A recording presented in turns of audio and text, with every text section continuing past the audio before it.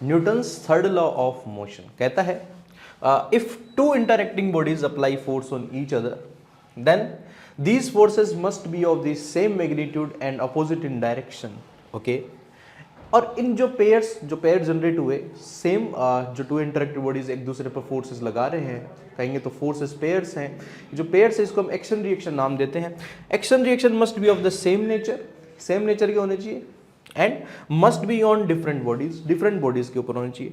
तो for example अगर एक एम मास की ऑब्जेक्ट की सरफेस पे रखी गई है, तो मैं इसकी थोड़ा सा फ्री बॉडी डायग्राम आपको दिखाऊं, तो M mass gravity pull experience करेगा mg का, और due to the contact between the surfaces इसके ऊपर एक नॉर्मल कॉन्टैक्ट फोर्स भी आएगी।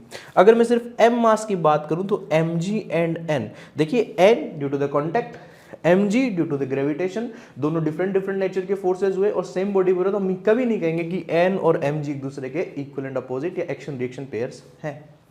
तो इस n का हमें वहां मिलेगा जहां पर इसकी कोई इंटरेक्टिंग बॉडी होगी। तो ये ड्यू टू द सरफेस आया तो इसका इक्वल एंड अपोजिट यहाँ, mg due to the gravitation pull आया तो इस mg का दूसरा जो पेयर मिलेगा अर्थ पे